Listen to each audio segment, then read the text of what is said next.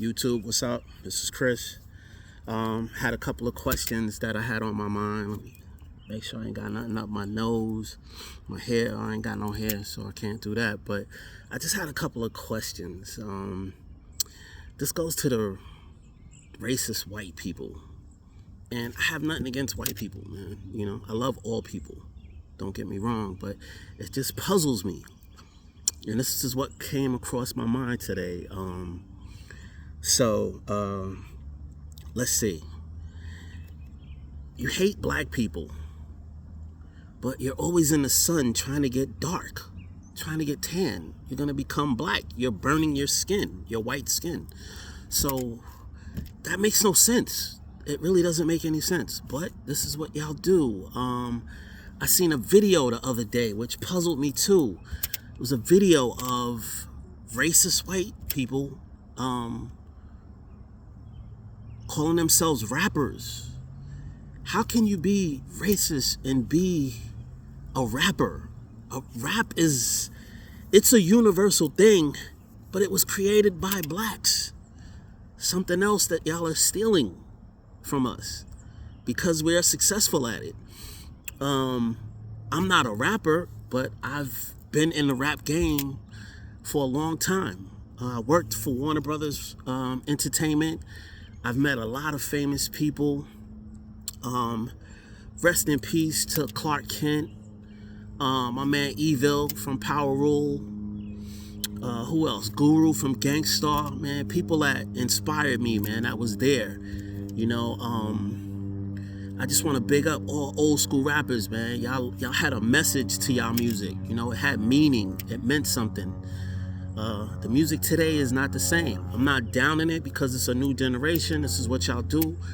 But back then, it was a message in the music. I mean, I came up in Jamaica, Queens, Hollis, Queens Village, where back in the days, I admired people. These guys that are rappers now. I went to block parties where LL Cool J was before he was famous. Mad shout out to the Albino Twins. Man, let's see, MC Light, the Brand Nubians, Grand Poobah, all of these, they had messages in their music. KRS-One, man, the number one was KRS-One, and I met him in person, and he was a down-to-earth, cool, intelligent black brother, and I appreciate you guys, man, I really do.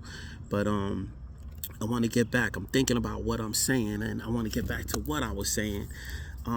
Like, these dudes have paved the way for a lot of people, man, and I don't think they get enough thanks for what they have brought us through and enough credit for what they have done for us. So mad shout out to these old school rappers, man. And like I said, Public Enemy, oh my God, Hank Shockley,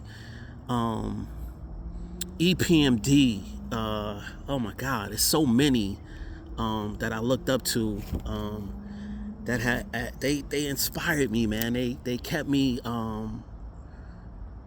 kind of straight in a sense, you know, besides, you know, my mom and dad and my family. But these dudes, you know, they had me walking a straight line. I've always wanted to become a rapper. I tried, it didn't work, unfortunately.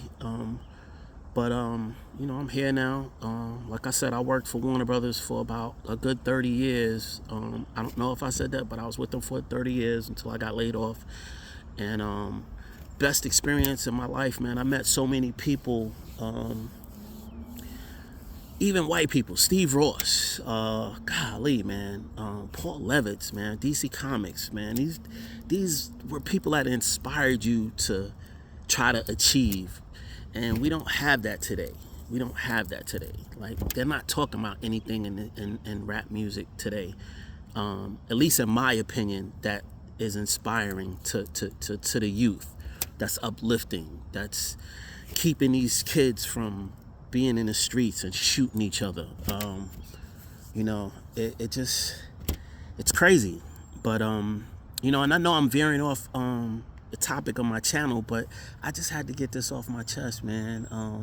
Like, it bugged me out when I seen this video with these racist white boys rapping. Like, I mean, Do y'all even know where it originated? Do you know anything about rap music? But now you're racist and you're a rapper. It's puzzling to me. It's just mind-boggling. These people thought processes.